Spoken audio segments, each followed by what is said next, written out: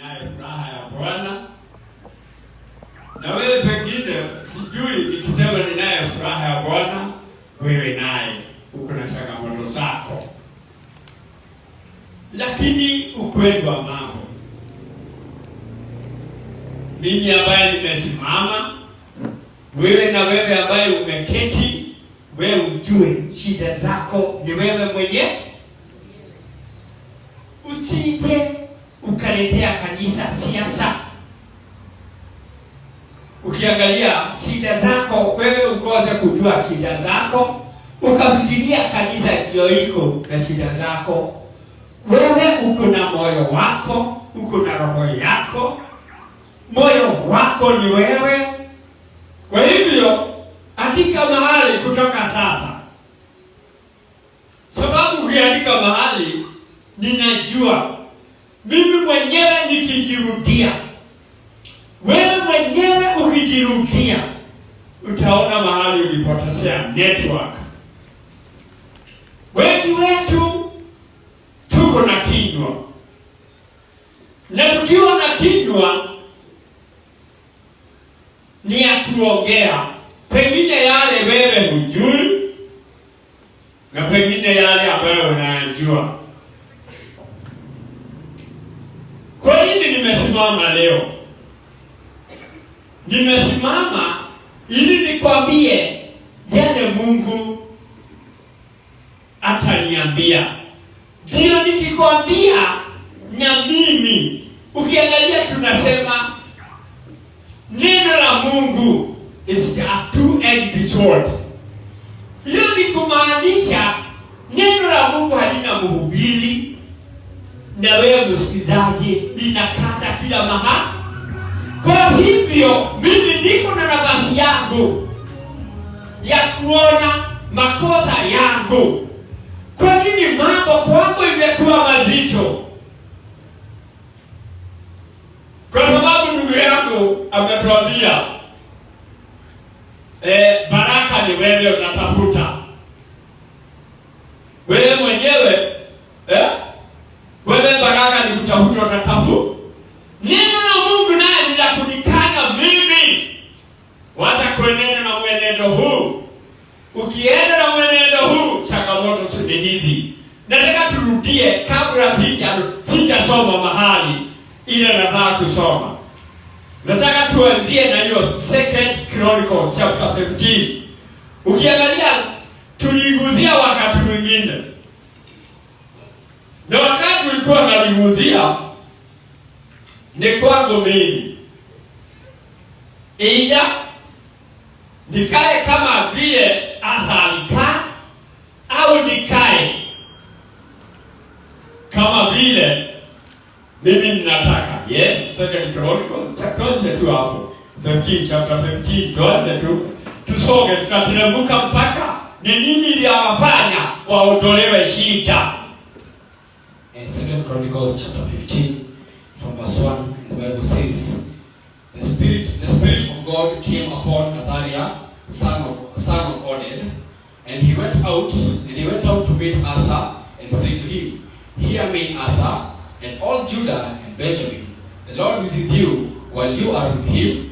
If you seek him, inquiring for and of him, craving him in your soul's first necessity, he will be found by you. But if you become indifferent and forsake him, he will forsake you." Verse 3. Now, nataka twende pole pole. Sitaki tukimbie. Mimi nimewahi kukimbia, sikupata yale. Lakini wakati nitulia kwa huyo Mungu, wakati nitulia, hapo ndio nilianza kupata jawabu. Ndio huyu Mungu hajui mhubiri na hajui msikizaji. Sijui hapo wewe mwenyewe utajitafutia pengine nafasi yako ili uelewe zaidi. Mungu ambaye amejiongelesha, yeye atakuwa pamoja nami wakati mimi niko na pamoja na yeye. Lakini nikimuacha na yeye analia. Hebu na wewe fikiria hivyo. Huyu si Mungu ambaye wewe unafikiria. Mungu hana mchezo. Mungu lile jambo, angalia wewe ndio mwenyewe unajisomea Biblia. Lakini unasoma Biblia, hii neno yale wataka kutupa, hii haistahili. Wewe unaitupa mahali. Hii si sawa na mimi. Wewe ni wewe. Na kwa sababu wewe ni wewe, sasa naye Mungu si kigeugeu. Akajua mimi nitakuwa pamoja na wewe, wakati na wewe uko pamoja na mimi. Wakati huo ukinitafuta, mimi napatikana. Ukiniacha, mimi nakuacha. Ukiangalia tuna slogan ya wakati huu. Maisha iko ngumu. Hiyo ni slogan ya wakati huu. Maisha iko juu. Kwani kuna Mungu ametoka mahali yake akakataa kuwa Mungu. Mungu ni yule na Mungu ataishi yule. Sasa shida ni mimi. Aidha nikubaliane na yeye au nikatae mashauri yake. Nikiwa upande wake nitampata. Ninampata ukiangalia the book of Luke chapter 11 verse 9. Sitaki tusome, tumesoma sana. Omba utapewa. Kwani wewe? Kwa sababu imeandikwa hivyo. Omba utapewa, tafuta utapata, gonga utafunguliwa. Kwani Mungu neno lake limekosa kuwa lile. Jina ni moja, nikimwacha yeye naye ameniwacha. Wakati niko pamoja na yeye, ukweli yeye Mungu ambaye huitwa Mungu, yeye ataniitika nikiwa upande wake. Nikiwa siko upande wake, hata wewe unajua ni nini kiko hapo. Lakini wakati niko pamoja na yeye, hakuna mtoto amewahi kuitisha baba yake mkate akapewa jiwe. Kwa hivyo huyu Mungu habadiliki. Yeye anasimama na neno lake. Na kwa sababu anasimama na neno lake, hagaini. Huyu ni Mungu ako na msimamo. Ukiwa last time tulisema ukiwa unampenda na yeye anakupenda, ukimtafuta utampata. Lakini ukiondoka njia zake, uanze sasa kusikiza sauti nyingi. Ukiangalia saa hii mambo ni mengi. Shida ziko na wewe ambaye umemwacha Mungu, kwa sababu Mungu ataishi kuitwa Mungu. Magonjwa iko na wewe ambaye umemwacha Mungu, si ati yule uko na Mungu. Watu wengi tunajua kujificha kwa Ayubu. Mimi hakuna mahali nilikuwa nimetangazwa. Umeona mtu mzuri kama fulani kama mimi, hakuna mahali nilikuwa. Mimi nakutana na ghadhabu zangu kulingana na vile mimi ninamwacha huyo Mungu. Naye kwa sababu amesema nitakuwa pamoja na wewe wakati uko pamoja nami. Ukinitafuta ukiwa pamoja nami nitapatikana. Ukiniacha na mimi nakuacha. Kwa hivyo wewe tuko juu yako, wewe ujiulize, go back the crossroads. Na kweli mimi sikuzi kweli niko na Mungu na hii matatizo. Wacha kujibadika kitu ambaye huna. Ni kama sasa mimi nimeojeka kwa sababu mimi mtenda dhambi. Wakati nimeojeka, Biblia inaniambiaje? Hakuna mtu amewahi kuchapwa na Mungu au kuadhibiwa na Mungu akamwambia Mungu nimeadhibiwa bure. Hakuna kitu kama hiyo. That is Job 34:1. Unaibishwa, yani unachapwa kwa sababu wewe umeenda kinyume cha Mungu wako. Lakini wakati wewe unajiona, Biblia ikatoa hivi. Wakati utakuwa nchi ile, umeshachukuliwa mateka, ukahamishwa, ukajikuta wewe sasa wewe si mwana wa yule aliye hai, ukajikuta sasa wewe unakuwa kama prodigal son, unaogota kila kitu. Wakati huo ukumbuke kule ulitolewa, ukumbuke kwa baba ulikuwa unakula na unakunywa, ukumbuke kwa baba huko na hizi shida ambazo uko nazo, urudie huyo Mungu. Atakurudia tu. Sasa shida, mtu ako na shida na bado unajiandika, unajiona mimi sina shida, sawa. Ndio wakati mmoja nikasimama, mimi sasa sitakuwa nikiona, nilikuwa nimeaelezwa ati naona shida zako. Nikasema kumbe wewe huoni shida zako, na mimi naona shida zako. Hakuna kitu kama hiyo. Kwa hivyo shida zako ni zako kwa sababu wewe. Maandiko inatuambia wakati hebu soma verse 2. Sababu lazima hii jambo lielewe na kuelewe. Yes, verse 2, it says, and he went out to meet Asa and said to him, hear me, Asa, and all Judah and all Benjamin. The Lord is with you while you are with him. If you seek him, inquiring for and of him, craving him as your soul. Let me repeat. If you seek him, inquiring for and of him, craving him as your soul's first necessity, he will be found by you. But if you forsake him and become indifferent, he will also forsake you. Amen. Angalia sasa. Ukimwacha yeye si wewe. Hapa Mungu si wa familia. Familia ya Mungu ni kuu. Mimi nikimwacha, wewe ukimwacha, hiyo ni shauri yako. Lakini yeye condition yake ako pamoja na wewe wakati uko pamoja na yeye. Ukimwacha na yeye anakuwa chini. Haya, wewe hiyo ingine. Yes. Verse 3, it says, Now for a long time, Israel was without the true God, without a teaching priest, and without the law. But when they in their trouble turned to the Lord, the God of Israel, and in desperation and earnestly sought him, he was found by them.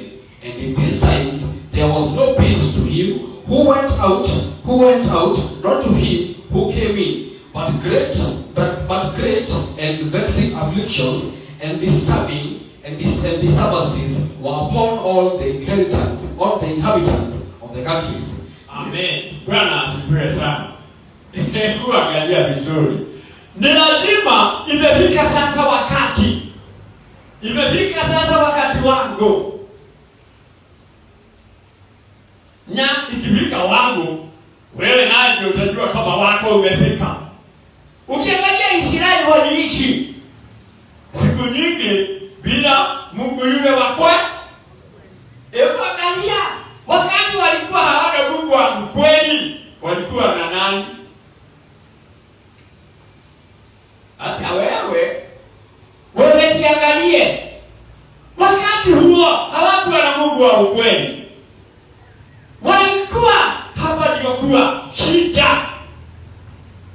Na ndio unaona ukiangalia sana lazima wewe ujione, lazima mimi nijione. Nikiwa mimi sioni shida zako. Mungu anasema hakukuwa na Mungu wako wakati huo. Ukiangalia hakukuwa na amani. Shida wakati huo zilikuwa nyingi, matatizo yalikuwa nyingi, mambo yalikuwa yanaenda kinyume. Bila ulikuwa unakuta mambo ni hizi. Ukiangalia watu wa kiroho, ukiangalia Galatians hapo moja, sitaki kusoma huko. Galatians, Paulo alikuja akakuta kweli watu wa Mungu ambao walikuwa wameanza na roho,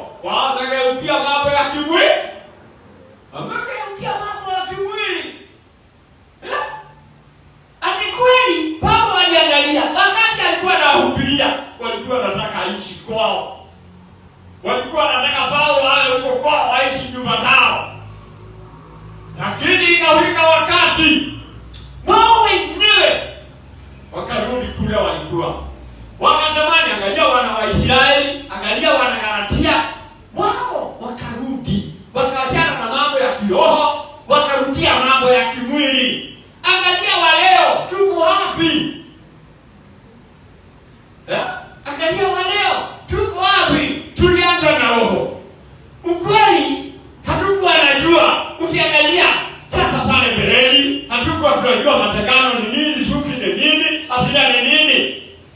Wa leo, wewe ukikosana na ndugu yako, ukikosana na dada yako, unajikuta wewe ndio uko na shida. Hiyo kweli tukahubiria watu wengi, watu tukaeleza yale mambo ambayo ina makosa, mambo ambayo inatoka ndani yako, watu wakaelewa. Baada ya kuelewa, changamoto zile zilikuwa nyingi, hizo zikaondoka. Lakini wakati ule Paulo mwenyewe akaangalia wale watu ambaye kweli walikuwa na haja na neno, akaangalia saa hii hawana haja. Watu wakaanza, akili zao zikageuka, wakaanza kurudi dunia. Wakaanza kurudi duniani. Unarudi duniani huko na hakuna kitu kizuri, hakuna kitu kizuri kilikuwako. Wewe wakati ulikuwa unataka Yesu, hakuna kitu kingine ulikuwa unataka. Wewe ulikuwa unataka Yesu peke yake, huko na mambo mengine. Na ndio ukiangalia hata ulikuwa unapata ndoto inakwambia nataka mavazi hii. Hii ndio mavazi nataka uvaa. Waleo hata mtu akipata ndoto aambiwe nataka uvae hivi, nataka ukae hivi, anasema hapana. Angalia vizuri. Unaambiwa nataka uvae hivi, nataka ukae hivi, unasema hapana mimi. Ni sawa. Lakini angalia neno hakuna wakati cha kuacha. Mungu anakuwa pamoja na yeye na wewe, wakati na wewe unakaa vile anasema. Hapo weka tick, weka X, shauri yako. Kwa sababu ni wewe. Mungu anajaribu kukuongelesha wewe mwenyewe, nataka vaa hivi, kaa hivi. Mimi sitaki. Lakini tukisoma Biblia, tunasoma kama tuko nyumba moja. Hapana, nyumba ngapi? Wakati wana wa Israeli walikaa bila Mungu wa kweli. Kila mtu alikuwa anafanya vile anataka. Kila mtu alikuwa na mwenendo wake, alikuwa na hisia zake. Sababu aliwacha mambo ya Mungu ni ya kiroho. Mambo ya kimwili ni vile wewe unataka. Mambo ya kimwili ni wewe. Na ndio umekuta siku hizi, it is my dress, my choice. Ninataka Mungu, my dress, my choice. Nikitaka ilike kwa koti, my dress. Wewe unaona Mungu anakaa kama wewe, my dress, my choice. Tafuta. Sasa na wewe utaomba mpaka Yesu ile kitu unataka. Kwa Mungu walikaa siku nyingi bila Mungu wa kweli, kwa sababu walikataa. Hebu rudia tena. Walikataa nini? Kuna kitu walikataa. Verse 4, it says, but when they were in their trouble, they turned to the Lord, the God of Israel, and in desperation earnestly sought him. He was found by them. Verse 5, and in those times there was no peace to him who went out, nor to him who came in, but great and vexing afflictions and disturbances were upon all the inhabitants of the countries. Amen. Angalia vizuri. Jitafuta wewe. Wala utafuta mtu mwingine. Wewe unakaushwa. Angalia vizuri. Unakaushwa ukiwa peke yako. Kisha ukiwa wengi. Wewe kataa neno. Ukiangalia Fadhili, sijui tulisema kulikuwaje. Fadhili. Verses number 3. Now, for a long time, Israel was without the true God, without a teaching priest, and without the law. Amen. Angalia vizuri.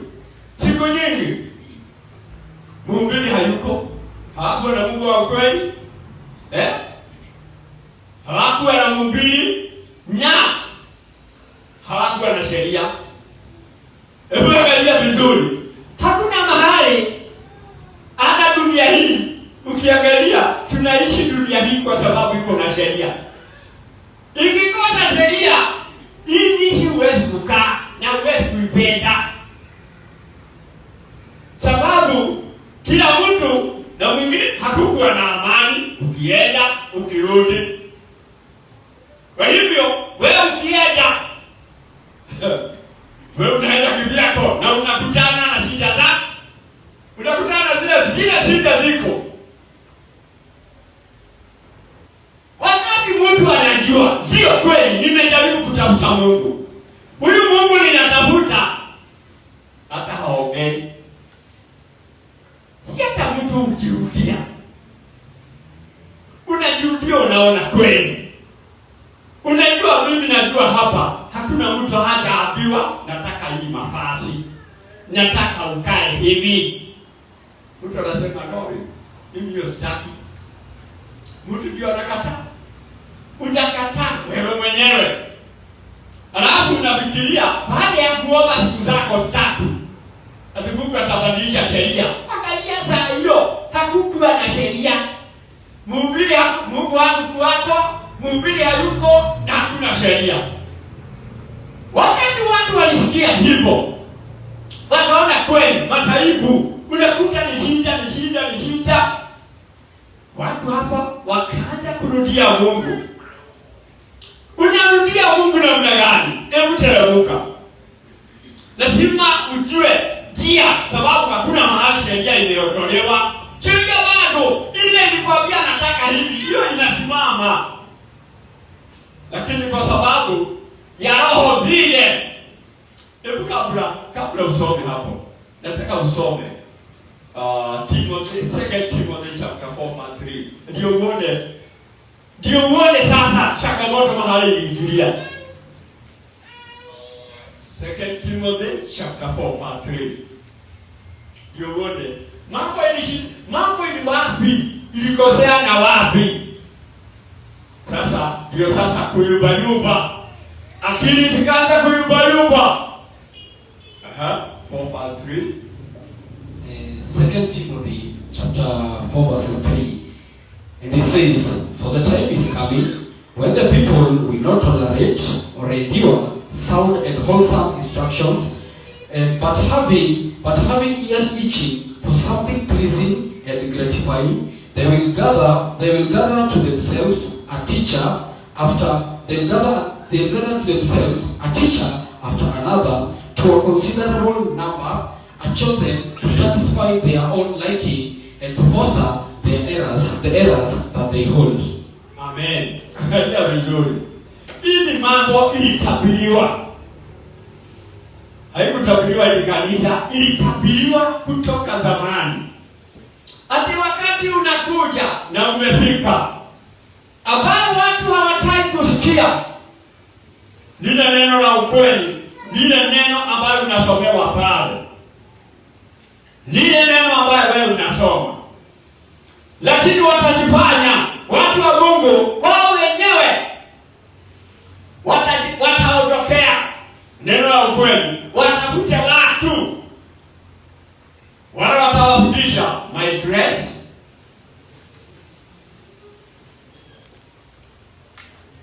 my hair, itakuwa vizuri. Wewe mwenyewe unatafuta wahoni. Wewe unajitafutia. Hakuna kitu kama hiyo kwa Mungu. Wewe ndio unajitafutia vile unataka kuwa, sijui fancy hair, sijui what. Ni wewe. Unakuta wakora wengine wa gospel. Mbona yeye hawajali? Uko ndio unasikia una faith. Lakini wakati unaambiwa tuko na Mungu wa ukweli, wewe huoni shida zako. Na hata huna huzuni, unaona niko sawa, my dress, my choice, kwa sababu niko na ubiri, wale wananiambia kaa hivi. Naye ujue kuna changamoto hapo mbele.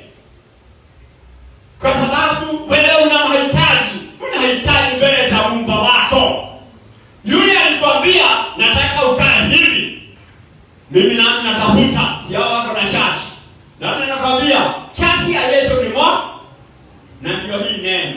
Hakuna church nyingine. Church ya Yesu ni moja. Mahubiri ni moja. Hakuna kitu ya kuongezea na hata kutowatoa. Mimi niko na changamoto zangu kwa sababu kuna mahali nimekiuka ile sheria. Ile sheria ukikiuka ile sheria unakaa bila Mungu. Ukitengeneza ile sheria, yule Mungu mwenyewe tu hata anakurudia. Anakwambia mimi nataka ukae hivi. Lakini sasa angalia, ni vile mimi nataka. Sababu mimi nilikiuka ile mkataba wa Mungu. Nikaenda, nikajitafutia wahubiri wale wananiambia hata ukiwa hivi mambo yatakuwa sawa. Ngoja nikwambie ndugu yako, hakukuwa Mungu wa ukweli, hakukuwa na priest wa kuhubiri na hakukuwa na sheria. Na kwa sababu hakukuwa na sheria, watu walikutana na madhaibu. Kwa sababu wewe ndio unajisomea Biblia. Wewe ndio unajisomea. Ukapelekwa shule ndio ujisomee. Kitu ambaye na ukaenda Revelation 22:18. Ukiongeza kitu hapa unaongezewa wazimu. Unaongezewa wazimu. Ukitoa utatolewa katika kitabu cha uzimu. Hujafika wakati wa kifo, siku hiyo utakuwa unakaribia, ndio mtu hujua ile kitu ulikiuka, sheria iko pale. Ukiangalia Mathayo 5:6 inasema hakuna hata nukta. Au ile kakitu ya T haitaondolewa. Hakuna ile nukta itaondolewa pale. Sijui wewe tunasoma Biblia na wewe au unasoma Biblia kwenu, lakini kwa sababu ya wale wahubiri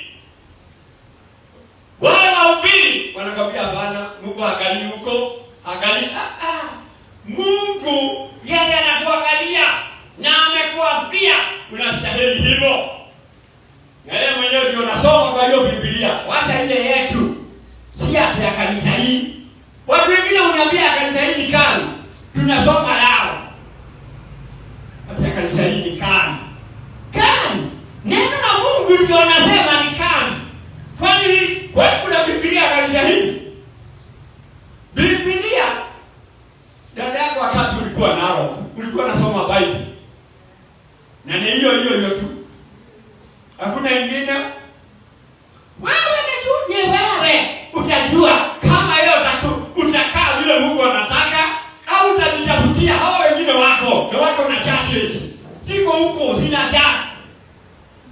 Wewe sasa ni wewe utajua. Kwa sababu ukitaka wale wako walini wamekufundisha, wanakuambia mtindo si huu. Naye Mungu akasimama na neno lake. Wakati kulikuwa hakuna sheria, watu wanasienda vile, amani hakuna. Hebu tusonge, tuteremke sasa. Twende 5. Ilikuwa namna gani? Mambo ilikuwa ngumu. Unaenda kutafuta pesa. Kwani huyu mpaka wakati utajua pesa ni za nani? Unaenda kutafuta hiyo kitu kingine, unakuta hiyo hakuna. Yes, 5. Verse 5. And it says, and in those times there were no peace to him who went out, not to him who came in, but great and vexing afflictions and disturbances were upon all the inhabitants of the countries. Angalia, hakukuwa mambo yalikuwa magumu na magumu. Kwani saa hii mimi nasikia watu wakisema mambo ni magumu kwako wewe. Kwako. Wata kusema siku hizi wali. Mungu yuko kila dakika na ukimtafuta wewe, ukiwa upande wake, ukimtafuta, ukiwa upande wake, upatikana. Lakini angalia wakati huo shida zilikuwa kila mahali. Wanafikiri pesa ilikuwa imehamishwa ikaenda Amerika. Hakuna kitu kama hiyo. Dunia ile hao Wanaisraeli walikuwa ni hii tu. Hakuna dunia nyingine. Lakini walikuwa ni haya madhaibu wakiwa hapa. Wakatenda, wakapiga kelele. Yes, wakafanya nini?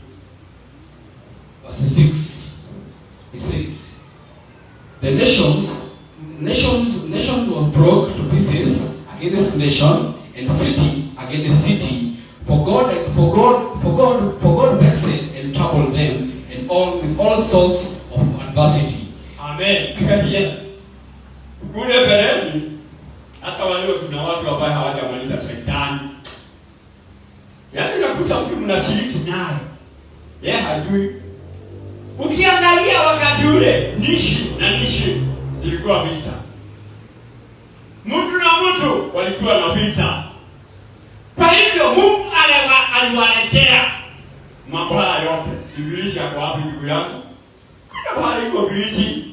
Usije dai kwa sababu umekosa liko mvuko. Ukakuta wale wanasema tunafunga shetani za pesa mkiwa na nani? Tunatikanyanga shetani za pesa tunasifunga mkiwa na nani? Baada nikwambie hakuna kitu kama hiyo. Mungu tu alikuwa amewaletea hizi shida zote. Kwa hivyo mambo yote ni Mungu alikuwa analeta. Biblia inasema hivi, in the book of Amos, chapter 3 verse 7, chapter 3, Amos. Angalia vizuri. Hata 5, Amos chapter 3 verse 5, usome mpaka 7. Ndio uone.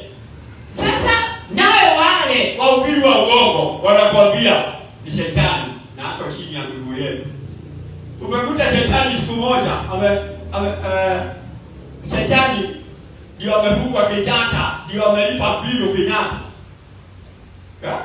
Lakini mtu anakaa tu anadanganyika ati shetani hapo chini ya miguu yetu. Wapi? Angalia shida. Ndio siko na hali huko. Lakini shetani hapo chini ya miguu yetu. Kwa kibanya ni tumemkanyanga. Yes. Amos chapter 3 verse 5 it says, "Can a bird fall in a snare upon the earth where there is no trap for him? Does a trap spring up from the ground when nothing at all has spring it?" Verse 6, "Shall a trumpet be blown in the city, and the people not be alarmed and afraid? Shall misfortune or evil occur as punishment, and the Lord has not caused it?" Amen. Bwana asifiwe sana. Maovu, mema, nemu. Kwa hivyo hapa sio mimi sijui unaelewaje. Maovu yakija, sijui shetani ashindwe. Mazuri yakikuja, yes Lord. Sasa andika hiyo Biblia yako, kwa hiyo kalamu yako. Maovu ni Mungu, mazuri ni Mungu. Shetani anakanyangia wapi? Hakuna mahali. Huyu wewe ni wa Mungu na Mungu ataishi kuitwa Mungu. Kuitwa Mungu. Wakati wale walikuwa nakutwa na haya mambo, ni Mungu aliachilia wakutane na masaibu na shida za aina hii. Kwa sababu ya nini? Soka mbele mahali tulikuwa. Achana na Amos sasa. Bwana asifiwe sana. Ndio sasa mimi niangalie. Mimi nione. Niko upande gani? Yes. Verse 7 it says, be strong, therefore, and put your hands. Be strong, therefore, and below your hands. Be weak and slack, for your work shall be rewarded. Verses 8. And when Asa heard these words, the prophecy of Oded the prophet, he took courage and went forth the abominable idols from all the hands of Judah and Benjamin, and from all the cities where they had taken up in the hill country of Ephraim, and he repaired the altars of burnt offering of the Lord, which were burnt, and he repaired all the altars of the Lord in Judah and Benjamin, of which the offering of the Lord, which was in front of the porch, or the house of the Lord. Verses 9 it says, and he gathered all Judah and Benjamin, and the strangers with them out of Ephraim, Manasseh and Simeon, for they came over to Asa out of Israel in large numbers, when they saw that the Lord his God was with him. Bwana asifiwe sana. Angalia Asa hakuchukua hiyo jambo, hiyo neno kwa mzaha. Yeye alijua vizuri hili ni neno la Mungu. Na kwa sababu ni neno la Mungu, akajua hapa mchezo kando, akachukua all the idols. Angalia vizuri. Yule wewe unalikiza saa hii. Wewe mimi akachukua all the idols. Yale mambo yote, sanamu zote zile zilikuwa zinaomba huko. Sasa hasa yeye mwenyewe akatika vizuri, akaondoa takataka zote. Mambo yote yale yalikuwa maovu. Nani alianza? Asa. Yale mambo ambayo yalikuwa mabaya. All the idols, yeye mwenyewe akastupa. Aondoe wapi? Katika nchi yake. Ndio ajaribu mambo kama itakuwa sawa. Watu wengine wakati waliangalia vile Asa anafanya, wakamujia akina Manase, wakaja kwake kwa sababu waliona Mungu wako pamoja naye. Yaani waliona hata wewe jaribu kuangalia tu takataka ili kitu unajipandika kitu ambayo wewe unaambiwa ndio unasema na sasa unakataa yule Mungu. Dakika hiyo ingine huko kwa hiyo Mungu, nataka unisaidie na unipe kitu fulani. Wewe unaona Mungu hana mawazo. Yaani mimi naona kama Mungu ni mjinga. Lazima kwanza nitupe takataka zangu. Sanamu zote lazima niondoe. Ili nikiondoa sasa mimi nibaki na Mungu. Nimeondoa. Si Mungu ameona nimeondoa. Sasa Mungu nisaidie. Haya, akasemaje? Wakaendani. Alifanya nini? Ndio sasa ijulikane vizuri. Verse 10 says, so they gathered at Jerusalem in the 3rd month of the 15th year of the reign of Asa, 11, and they sacrificed to the Lord on that day from the spoil which they had brought 700 oxen and 7,000 sheep. Verse 12. And they entered into a covenant to seek the Lord, the God of their fathers, and to ears for him with all their heart, with all their heart's desires, and with all their soul. 13. And that whoever would not seek the Lord, the God of Israel, should be put to death, whether young or old, man or woman. Angalia vizuri. Kule mambo tuuzaba hapa mazuri. Mambo yalikuwa mabaya. Na ndio ukiangalia tuna watu wengi ambao wanateta. Kwa sababu mambo imekataa. Unajaribu hii inaanguka. Unajaribu hii inaanguka. Kwa nini? Si wewe kila mtu lazima ajirudie. Kila mtu lazima ajirudie. Hawa wakatengeneza, wakaona watakuwa na nafasi yao. Wakati ule wa zamani ilikuwa ni kuchinja na kuomba. Hao watu wakaelezana moja kwa moja. Sasa sisi wote tumefika mwisho. Mtu ambaye hata muomba Mungu aondolee. Mtu ambaye hata muabudu Mungu hataomba aondolee auawe. Ndugu yangu, kwa Mungu hakuna mchezo. Wewe ukimchezea kwa sanamu zako, sababu mtu anachezea Mungu na sanamu zake. Hata wewe unajua sanamu ni nini? Mtu anachezea Mungu na sanamu. Hebu angalia huyo Mungu. Unachezea Mungu na sanamu. Mambo iwe sawa. Hakuna kitu kama hiyo. Wakajua, wale wakaamua. Yoyote hata kuja kwa ile congregation, mwana wa Israeli, ondoa yeye. Sisi hatuna panga. Wale walikuwa naua. Wale walikuwa kwa sababu wakati ule ulikuwa ni wakati wa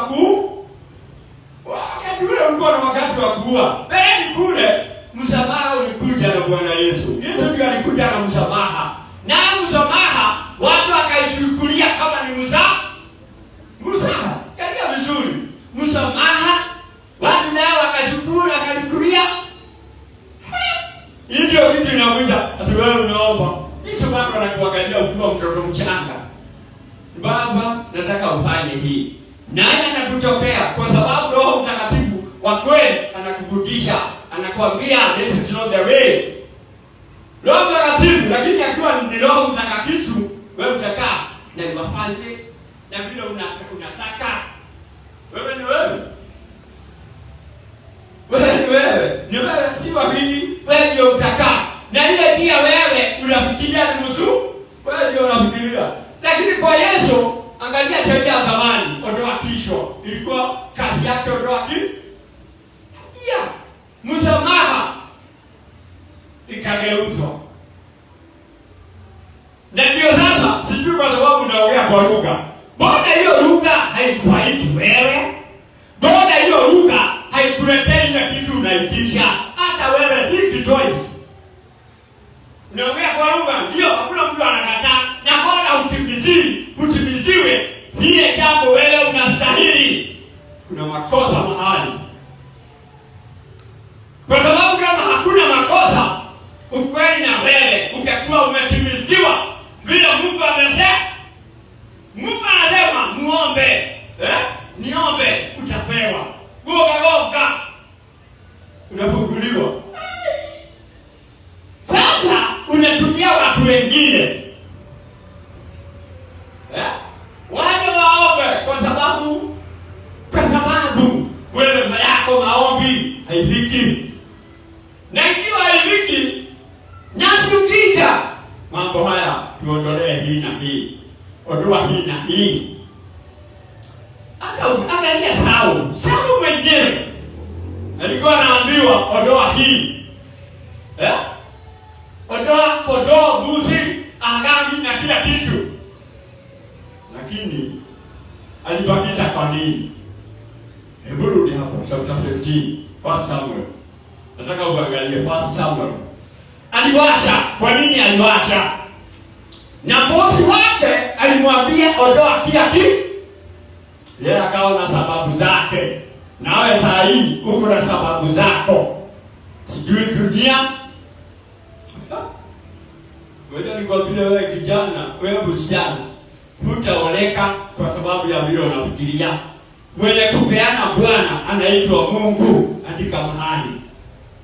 Si ati umeenda uchi ndio uonekane. Hakuna mtu hapa na haja na wewe kama hujui. Lakini maumbwa wako huko nje. Maumbwa wale unafikiria, wewe ndio unafikiria. Maumbwa wako nje. Wanakungoja. Yes. 15 street 10.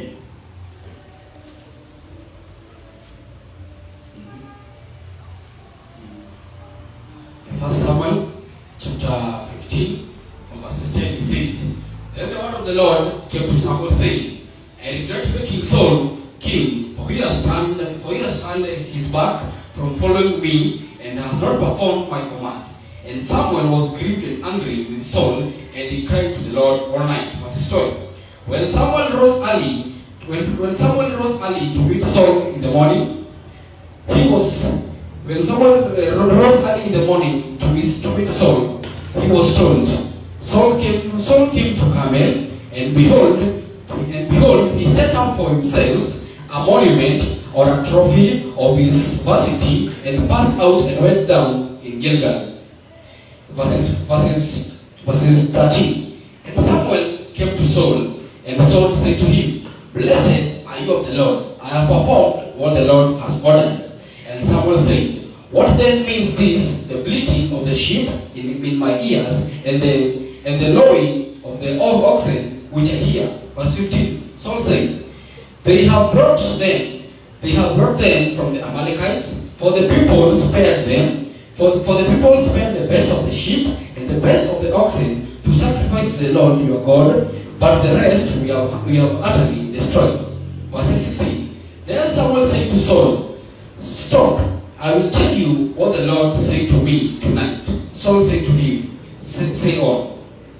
Verse 17. Samuel said, When you were small in your own sight, were you not made the head of the tribes of Israel, and the Lord anointed you king over Israel?